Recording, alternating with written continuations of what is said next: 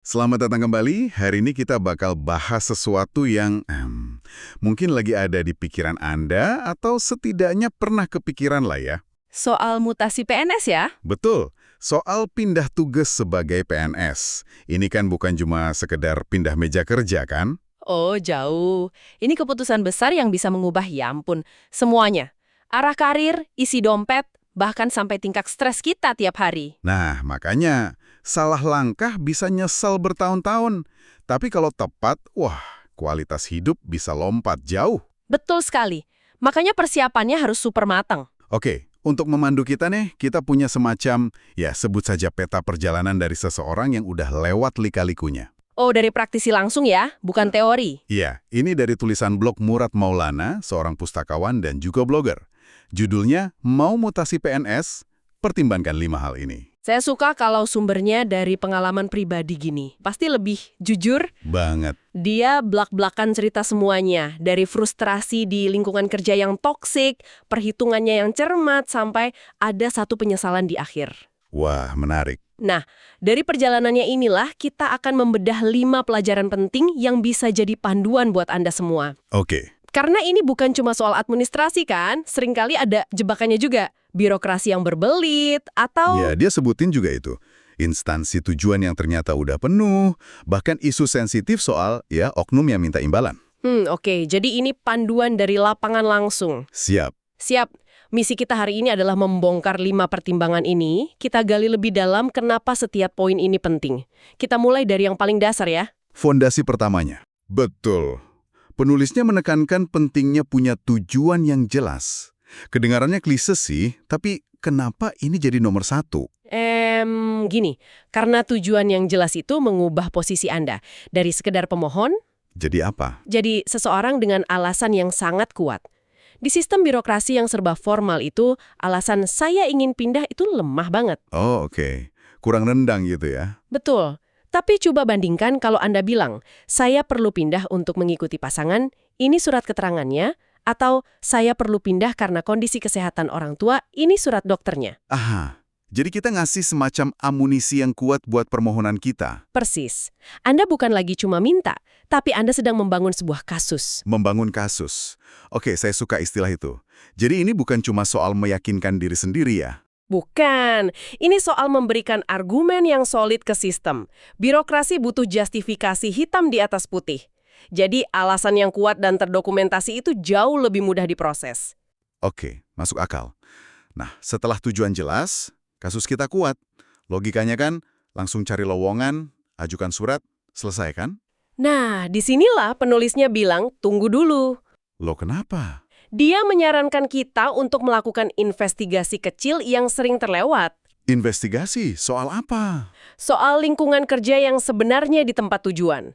Dan bagian ini jujur, saya baca juga cukup kaget pas dia cerita soal pengalamannya. Oh, yang soal pungli itu ya. Iya betul, ini bagian yang krusial banget dan sering diabaikan orang. Kenapa bisa diabaikan sih? Karena orang seringkali terpukau sama nama besar instansinya atau lokasi kotanya yang keren. Mereka lupa kalau nanti bakal habiskan 8 jam sehari di dalam budaya kerja di sana.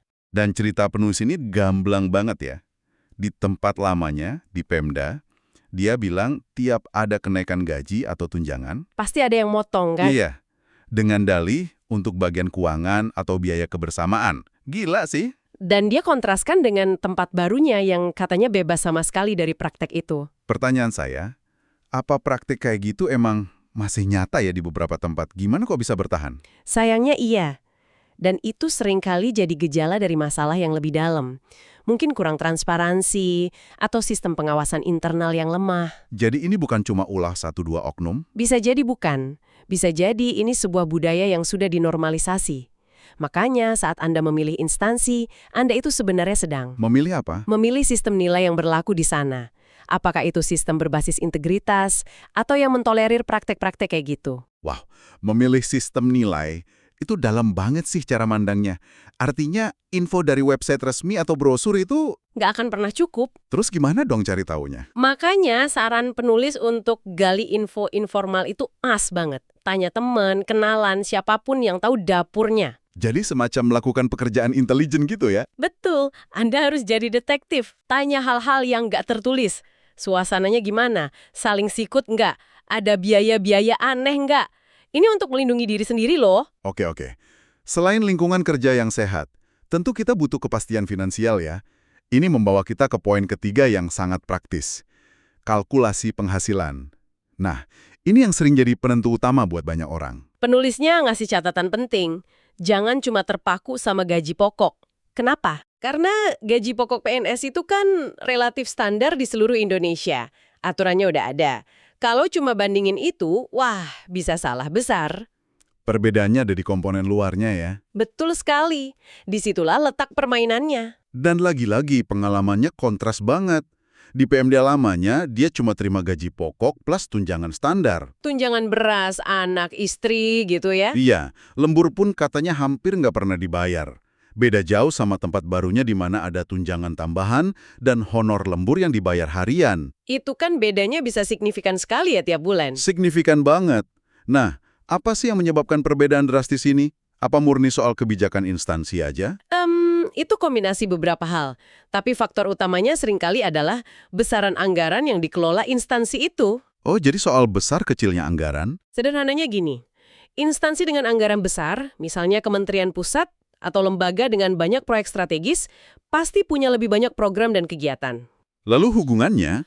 Setiap kegiatan itu secara legal seringkali punya pos anggaran untuk honorarium, honor kepanitiaan, narasumber, perjalanan dinas, dan lain-lain.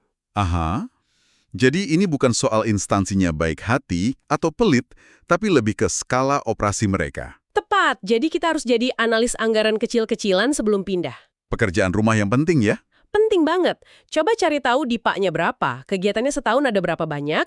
Info ini kadang ada di laporan kinerja atau berita. Tentu dengan catatan penting dari penulis. Apa itu? Pastikan semuanya legal. Tentu. Oke, lingkungan kerja oke, potensi penghasilan jelas. Pertanyaan berikutnya, ini semua untuk apa dalam 5 atau 10 tahun ke depan? Nah, ini soal jangka panjang. Prospek karir. Saran penulis di sini lugas banget. Jangan asal mutasi. Ini pengingat supaya kita nggak cuma mikir jangka pendek. Mutasi itu harusnya bukan sekedar pelarian dari tempat lama. Tapi sebuah langkah strategis menuju sesuatu yang lebih baik. Betul. Memilih instansi yang sesuai dengan latar belakang pendidikan atau keahlian kita itu investasi masa depan. Biar kita ada di kolam yang tepat untuk berkembang. Tapi yang menarik, dan ini yang saya suka dari tulisannya, penulisnya jujur banget. Gimana maksudnya? Dia sendiri ngaku punya filosofi mengalir seperti air. Nggak terlalu ambisius mikirin karir. Tapi dia tetap menyarankan orang lain untuk mikirin ini secara serius. Haha, iya itu kan sedikit kontradiktif ya. Nah, iya kan? Justru di situ pelajarannya. Ini menunjukkan ada dua pendekatan yang sama-sama valid. Ada tipe perencana strategis yang setiap langkahnya dihitung. Dan ada tipe yang lebih? Fleksibel. Iya, tipe yang mungkin lebih memprioritaskan hal lain. Kayak penulis ini. Mungkin dia lebih ngejar lingkungan kerja yang damai atau work-life balance. Tapi filosofi mengalir seperti air itu ada risikonya juga kan? Kalau nggak hati-hati, bisa-bisa malah terdampar. Nah, itu poin kritisnya. Ada beda tipis antara fleksibel dengan pasrah. Oke. Kuncinya mungkin mengalir dengan tujuan. Anda mungkin nggak tahu pasti mau berlabuh di dermaga mana, tapi Anda tahu arah mata angin utamanya. Maksudnya? Anda tahu keahlian apa yang ingin diasah, atau kontribusi seperti apa yang ingin diberikan.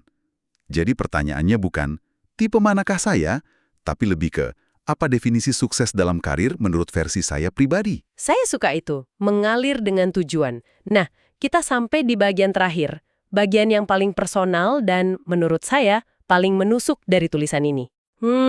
Yang mana nih? Setelah semua pertimbangan besar, tujuan, lingkungan, uang, karir, ternyata ada satu hal yang kedengarannya sepele, tapi justru jadi penyesalan terbesarnya. Soal jarak kantor dari rumah. Betul. Ini contoh klasik di mana faktor logistik sehari-hari yang sering kita remehkan, Ternyata dampaknya luar biasa besar secara psikologis. Kita fokus ke hal-hal besar, tapi lupa sama kerikil-kerikil kecil yang kita hadapi tiap hari. Dan ceritanya itu manusiawi banget. Dia punya dua pilihan, satu lebih dekat, satu lebih jauh. Terus dia pilih yang jauh kan? iya, gara-gara surat persetujuan dari tempat yang lebih jauh datang duluan. Dan dia nggak sabar nunggu. Sebuah keputusan yang didasari oleh ketidaksabaran. Persis. Ini jebakan mental yang umum banget loh. Ada namanya dalam ilmu ekonomi perilaku, present bias. Present bias, apa itu? Otak kita itu cenderung lebih menghargai kepastian dan kepuasan jangka pendek. Dalam kasus ini, surat persetujuan yang udah di tangan, Daripada keuntungan jangka panjang yang lebih besar, tapi belum pasti. tepat. Seperti waktu tempuh yang lebih singkat selama bertahun-tahun ke depan.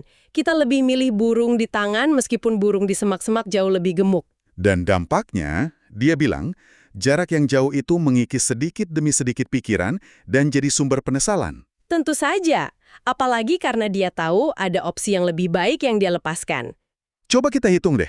Misal perjalanan PP itu makan 2 jam ekstra tiap hari. Itu 10 jam seminggu. Sebulan itu sekitar 40 jam, setara dengan 1 minggu kerja penuh yang habis cuma buat di jalan. Waktu, energi, uang, kebuang semua. Itu harga yang sangat mahal untuk sebuah ketidaksabaran sesaat. Benar-benar pengingat yang kuat. Jadi kalau kita rangkum ya, 5 pertimbangan ini itu kayak checklist kewarasan sebelum ambil langkah besar. Iya. Coba sebutin lagi. 1. Tujuan harus jelas dan kuat. 2. Jadi detektif buat selidiki lingkungan kerja. 3. Hitung total penghasilan, bukan cuma gaji pokok. 4. Pikirkan karir jangka panjang, apapun definisi sukses bagi Anda. Dan 5. Jangan pernah meremehkan jarak tempuh harian. Tepat. Kerangka yang solid banget. Ini mengubah proses mutasi dari yang tadinya untung-untungan birokrasi jadi sebuah proyek strategis yang kendalinya ada di tangan kita. Informasi adalah kekuatan ya, terutama info informal. Betul. Info dari orang dalam itu bisa jauh lebih berharga dari info resmi manapun. Prosesnya mungkin nggak gampang, tapi setidaknya kita bisa meminimalisir faktor penyesalan. Sebagai penutup, mari kita kembali sejenak ke kisah penyesalan penulis tadi, yang disebabkan oleh ketidaksabarannya. Iya. Ini memunculkan satu pertanyaan penting buat kita renungkan di luar 5 poin praktis tadi. Kita udah bicara soal jebakan present bias. Ini mendorong kita untuk bertanya pada diri sendiri. Tanya apa? Dalam sebuah keputusan besar yang mengubah hidup, seberapa sadar sih Anda terhadap jebakan-jebakan mental di dalam diri Anda sendiri? Entah itu rasa tidak sabar, cemas akan ketidakpastian. Atau bahkan antusiasme berlebih yang bikin kita buta sama tanda bahaya. Dan yang lebih penting, gimana cara Anda membangun sistem, mungkin dengan minta pendapat orang lain, atau kasih jeda waktu sebelum memutuskan, supaya emosi sesaat itu nggak membajak rencana jangka panjang yang udah susah payah Anda susun.